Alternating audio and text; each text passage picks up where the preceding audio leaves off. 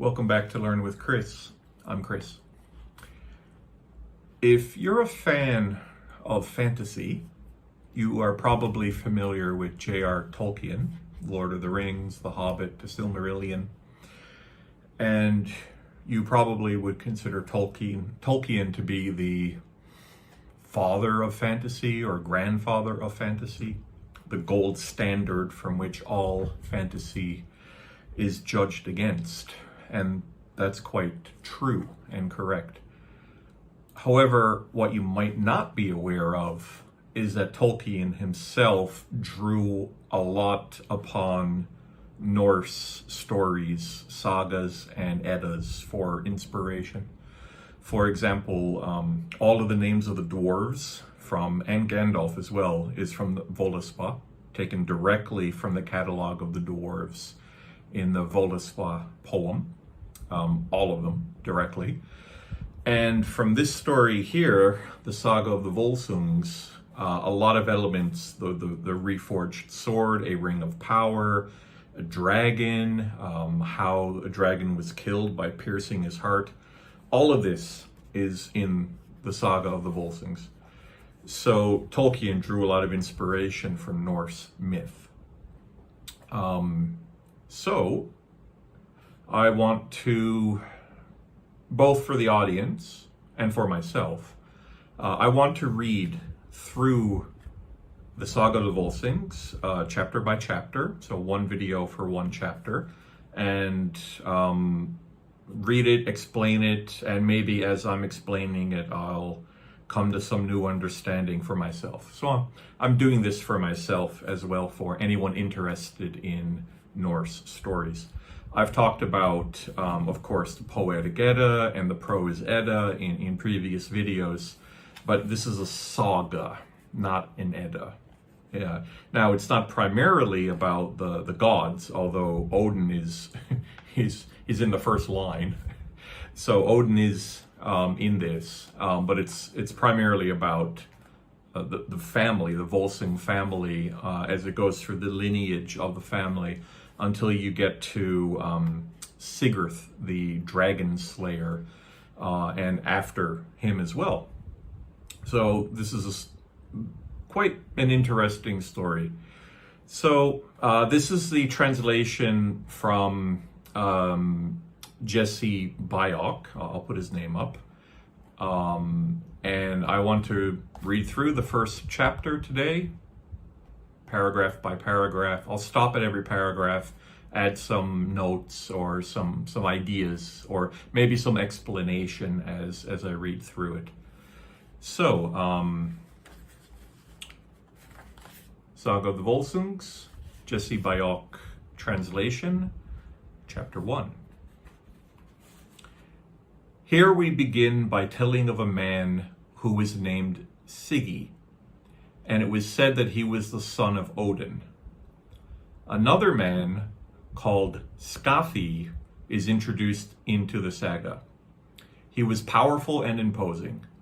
Siggi, however, was the more important of the two and was of better stock, according to what was said in those days.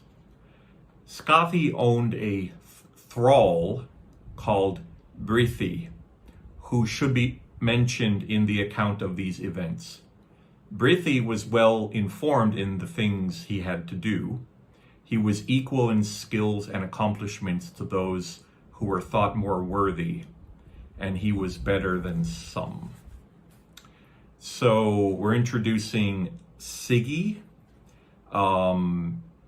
Skathi, and Brethi. So Brethi is a thrall of Skathi. A thrall is a slave. So let me mention a little bit about the three social statuses. So people in Norse mythology or Norse society belonged into three different groups, you would call it. So one second. So the three groups were the Jarl, the Carl, and the Thrall. The Jarl would be the ruling class.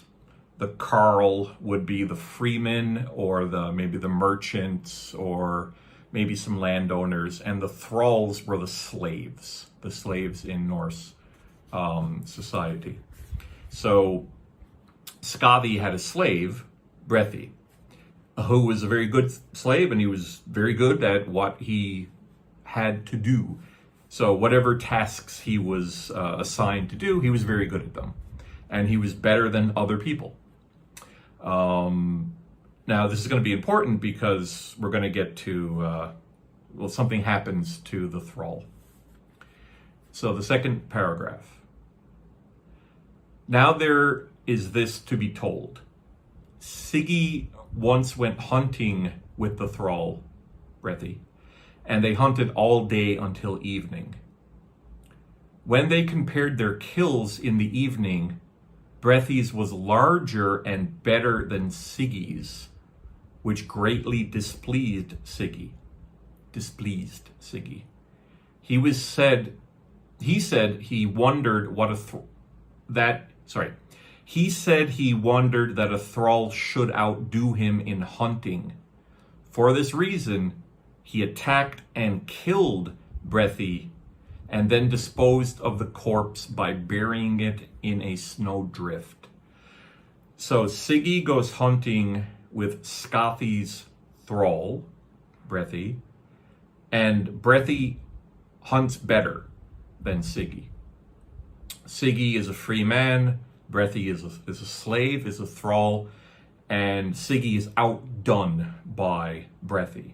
This makes him angry, this displeases him, and I guess for jealousy reasons, he kills the thrall.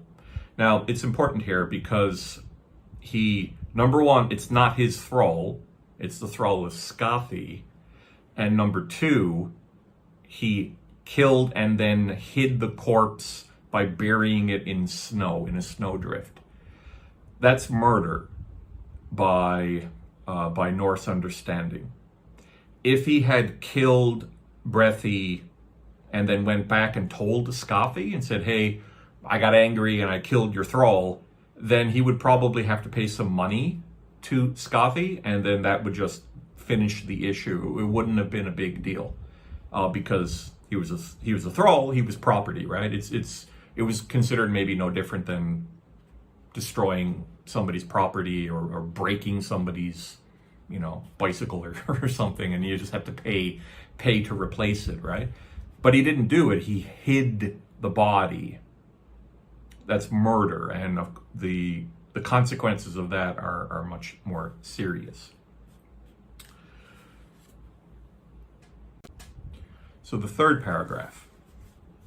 That evening, Siggy went home and said that Brethi had ridden away from him into the forest. He was soon out of my sight, and I did not know what became of him. Skathi doubted Siggy's story. He guessed that there was likely to be deception on Siggy's part, and that Siggy had killed the thrall. He gathered men to look for Brethi, and the search finally ended when they found him in the snowdrift. Skathi said that thenceforth the snowdrift should be called Brethi's Drift, and ever since people have done this, calling every large drift by that name. It was thus revealed that Siggy had killed the thrall, having committed murder. He was then declared an outlaw, a wolf in hallowed places, and now he could no longer remain at home with his father. So Siggy kills the thrall, hides the body. He goes home and says the thrall ran away. He rode away from the forest. That's the loss I saw him. So basically, he said that the thrall escaped. He ran away. He was lying, of course, right? Skathi didn't believe Siggy, so he got some friends and they went looking. They went looking for Brethi, and they found him. They found his body in the snow. So Siggy is a liar. Siggy is a murderer. They mentioned interesting. So that was the. It's interesting that the Norse, they weren't too keen on killing or killing people as a consequence of crime, right? So Siggy's a murderer, but he's not going to be murdered himself. So what would typically happen is that they would be banished. He was considered an outlaw. Now, an outlaw, as in living outside of the law, an outlaw would not be protected by normal society. So an outlaw wouldn't be allowed to live in the village, for example. They would have to be outside in the wilderness, and they wouldn't be protected by any form of legal any type of law. And I think you could probably, if you found an outlaw, you could just kill them, and there would be no penalty for doing so. So it's banishment, right? You're kicked out. You're kicked out of the community, which is exactly what happened to Siggy. And they use the word a wolf in hollowed places. Something special about the wolf being a dangerous creature, right? All right, so the next paragraph. Then Odin guided Siggy out of the land onto a journey so long that it was remarkable. They continued until Odin brought him to where some warships lay. Siggy next took to raiding with the troops his father had given him before they parted, and he was victorious in the raids. Matters progressed until, in the end, Siggy was able to seize a kingdom to rule. Next, he obtained a noble match for himself and became a great and powerful king. He ruled over Hunland and was a renowned warrior. By his wife, Siggy had a son who was called Rerir. Very hard word to say. Rerir. The boy grew up there with his father and soon became big, strong, and able. So now we're getting to the second child in the Volsung line. So because Siggy was said to be the son of Odin, Odin had he was taking care of him, even though Siggy was a murderer. So Odin guided Siggy away from his previous village, and he became a raider, became a Viking, effectively. And through some adventures, he eventually became a king by himself. And it says here that Siggy ruled over Hunland. Snorri Sturluson in the Prose Edda says that Hunland is Frackland, which is France. So now the timing of this is not so easy to picture, but the Saga of the Volsungs itself, the story was written down in the 1200s, but it's based on much older. It's based on much older stories, right? So there were verbal stories told by the skalds, the bards, in Norse society, and it was eventually written down. Although we don't know who wrote this, we don't know the author of the Saga of the Volsungs, the actual person who made this. We don't know who it is, but it's based on older storytelling, and the stories were potentially hundreds and hundreds of years old. Because later on in this, they're going to be talking about Goths and Huns, and they're going to be, it almost references Germanic tribes.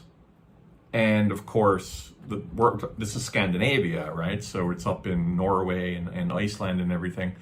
But it's referencing Germanic tribes, which does seem to imply it's coming from, at least the original stories would have been coming from the migration period. And the migration period was around the 500s. So potentially this story is 600 years old before it was written down in this form.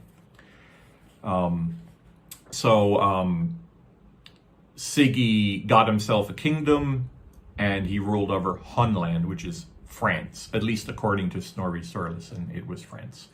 And he had a son, Rerir. Very hard word to say. So that's Rerir would be, I think, the grandfather or the great-grandfather of Sigurd the Dragon Slayer. So this is we're going to go through the family, right, through the Volsung family. And of course, Rerir would have been the grandson of Odin, right? So he's divine blood. Continuing, next paragraph. Now Sigi advanced in years, and many were envious of him. Finally, his wives' brothers, that is, they whom he most trusted, intrigued against him. They attacked and overwhelmed the king when he was least wary and had few men with him. And in that encounter, Sigi fell with all his men.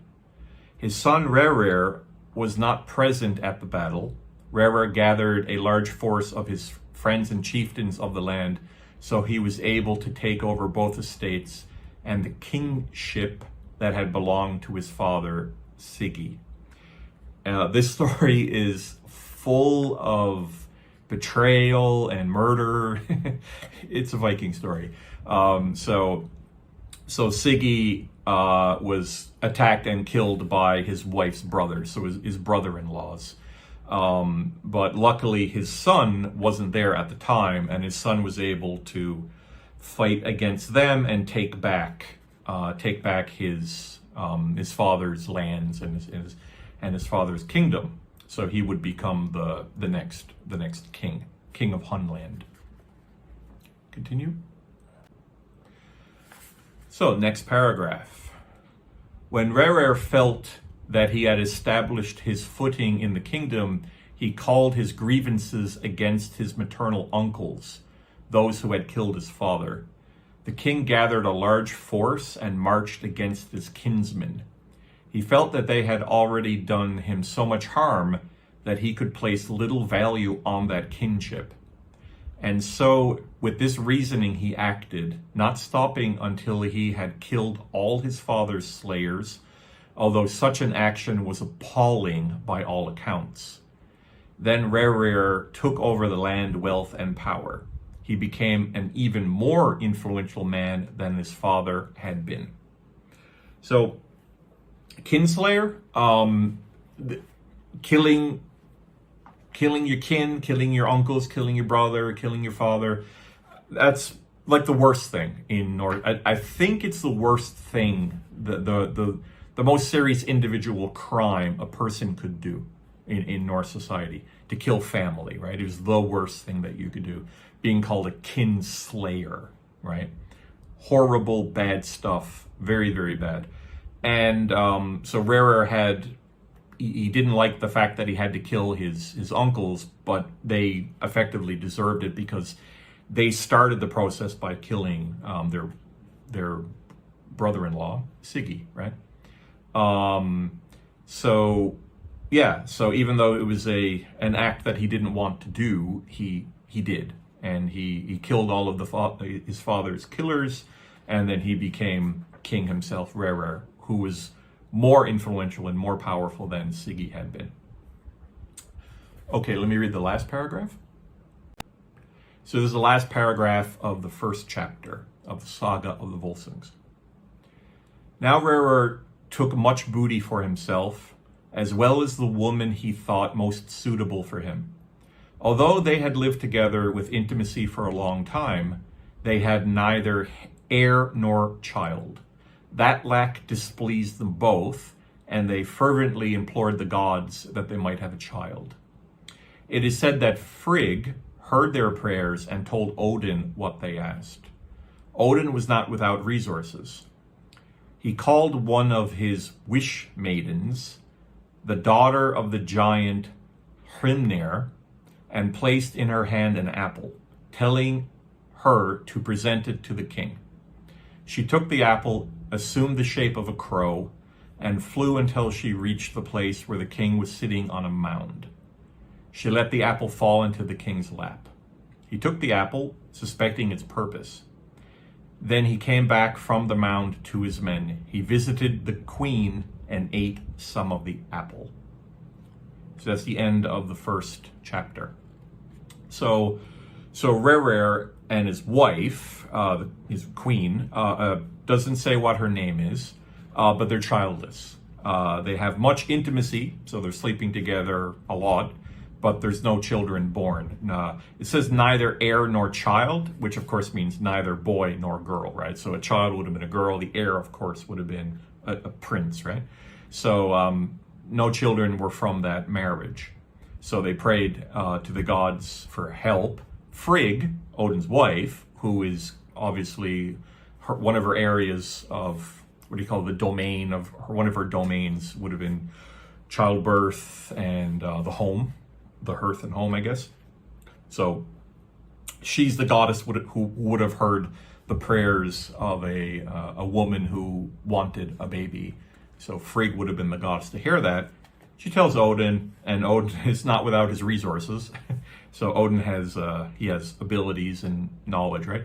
It says one of his wish maidens, but I think this might be, I don't know if it's directly translated as Valkyrie. I would need to check the Old Norse, but this might be a Valkyrie, daughter of a giant. She turned into a raven, so she was obviously a supernatural being. And she brought an apple to the king. And I guess this is an apple of fertility, because this apple, if the queen eats it, she'll have a baby, or if the rarer eats it, he can impregnate the queen, one or the other. But that's going to be continued into the next chapter. So let me sum this up. So the first chapter, it begins with Siggy has a friend, Skavi, with the slave Brethi. They go hunting. Siggy kills him and kills the thrall of Skathi, murders him, actually, not kill, it's different. He murdered him. And that forces Siggy out of the community. It forces him to leave and go on a great adventure, because now he's an outlaw. He becomes a raider. He becomes rich from a lot of booty, and he ends up traveling all the way down to France, apparently, Hunland, the land of the Huns, and he becomes a king. But his queen's brothers end up killing him, and his son reclaims the kingdom. And now his son is hoping for a son of his own. Rare is hoping for a child, an heir with his wife, but they're unsuccessful, so they're asking the gods for help. So Odin is going to be through a lot of this story, kind of guiding things, especially with Sigurd. He's kind of pushing Sigurd in the right direction many times as we're going to go through this. So Odin is definitely a part of this, guiding a lot of the characters in this story. It's going to be a story of a lot of different supernatural things. The gods are there. There's dragons. There's talking ravens, and there's Valkyrie. There's magic. So it's a full-on story. So I'm going to end it here. I will make another video in the next couple of days where I will read the second chapter. Now, some of these are only 1 or 2 pages, so it's not that much. I mean, it's going to take me a long time to go through the whole thing, because there are, let me check, how many. Okay, there's 44 chapters. So it's going to take me a long time if I'm doing a couple per week. So yeah, it might take me half a year to get through the whole thing. But as I said, I'm doing this because perhaps some people want to know the Saga of the Volsungs, and reading through it and explaining might be useful. And of course, I'm doing it for myself as well, because I'm going to get... I've read it before, right? But I'm going to read it again, of course, and hopefully I'm going to glean more information and learn more about the sagas and the stories and Norse mythology, Norse background, Norse culture, etc. So I'm doing it for myself, and it kind of forces me to read it again, which is fine. So thank you for listening. I hope this was interesting. Have a good night, and see you in the next video.